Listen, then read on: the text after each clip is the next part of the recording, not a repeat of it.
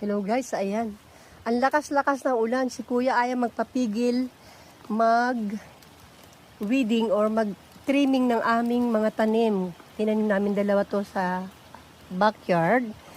Yung aming sudachi lime or citrus lime. Sudachi, no? Ito siya. Ayan, parang kalamansi.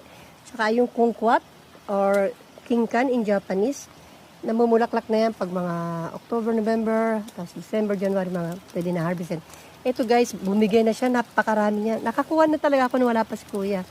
And this time, sabi ko, mag-relax na siya kasi holiday niya na, ubong niya na. Ewan ko ba naman, gusto niya daw talagang mag-trimming kasi siguro refreshing ang ulan. Inaalala ko baka magka-trangkaso. Hinahanap ko yung aking, ayan, yung aking windbreaker. At talagang gusto niya talaga lumabas. Nakapitas pa nga siya, napakalaking cucumber doon. Yan, dyan. Sa tanim namin dyan. Dalawa. At ginawa ko ng pickles. Naku. Talagang napakasarap ang maglagay ng pickles. Nilayo ko na sa basil na dry basil. At saka mayroong sili naming labuyo na tinanim.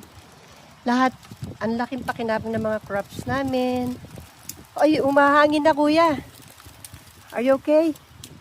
Wala, ay tumigil talaga. Wala akong magagawa. Sabi ko, pagpaliban natin, mahaba pa naman ng mahaba pa naman ng holiday niya, 9 days yata. Oh. Kaya lang uuwi naman siya sa kanila, sa bahay niya, sa apartment niya. Nagigame kasi siya doon. Yan ang niya. Ayan ang nangyari. Oh. Ayan. Ingit na ingit ako, hindi ako makalabas, guys. Nandito ako sa naulan na na aking yan, pang video. Naingit ako, hindi ako makalabas talaga dahil ako gustong-gusto kong tumulong magbunot-bunot dyan, ganyan kasi ugali ko.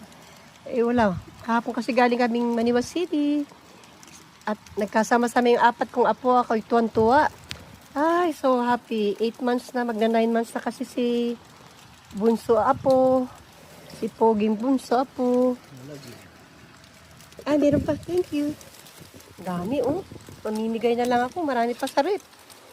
Yan, paano kainin lahat?